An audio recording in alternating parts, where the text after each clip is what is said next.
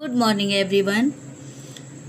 हिंदी ज्ञान सागर चैनल में आप सभी का बहुत बहुत स्वागत है।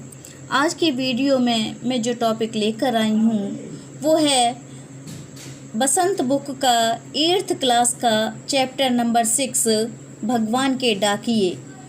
भगवान के डाकिए एक कविता है और इसके कवि हैं रामधारी सिंह दिनकर। रामधारी सिंह दिनकर का आप सभी ने नाम सुना होगा।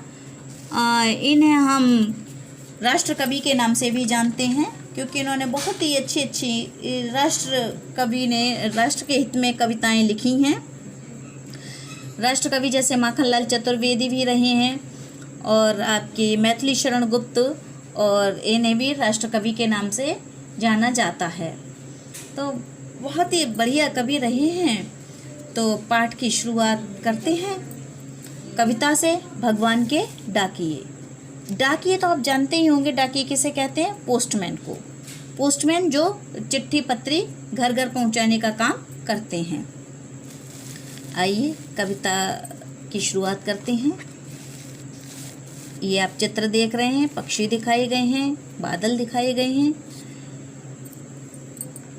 पक्षी और बादल ये भगवान के डाकिए हैं जो एक महादेश से दूसरे महादेश को जाते हैं। हम तो समझ नहीं पाते हैं मगर उनकी लाई चिट्ठियाँ पेड़ पौधे पानी और पहाड़ बाँचते हैं। डाकिए यानी पोस्टमैन, और बाँचते हैं यानी पढ़ते हैं। बाकी तो सब शब्द कोई ऐसे नहीं है जो नहीं समझ में आए। इस कविता में कवि ने पक्षी और बादल को भगवान के डाकिए इसलिए कहा है क्योंकि जिस तरह डाकिए लोगों के संदेशों को लेकर यहाँ वहाँ जाते हैं, ठीक उसी तरह ये दोनों भी भगवान के संदेशों को हम तक पहुँचाते हैं। कौन दोनों? पक्षी और बादल। कवि ने इस कविता में हमें आपसी भेदभाव भुलाकर मिलजुल कर रहने की सीख दी है। यानी इस कविता का जो मुख्य संदेश है वो मुख्य संदेश ये है कि हमें आपस में हर प्रकार के भेदभाव भुलाकर आपस में हमें कैसे रहना चाहिए? भेदभाव भुलाकर मिलजुल कर रहना चाहिए। तो इन पंक्तियों में कवि कहते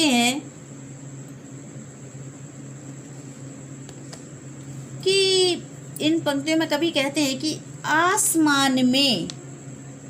आसमान में तैरते बादल और पक्षी भगवान के डाकिए हैं। ये एक देश से उड़कर दूसरे देश तक जाते हैं और खास संदेशों का आदान प्रदान करते हैं। ये संदेश भले ही हम ना समझ पाएं, लेकिन भगवान के संदेश को पर्वत, जल, पेड़ पौधे बड़े ही आराम से बड़े बखूबी समझ लेते हैं। आगे की पंक्तियां देखते हैं।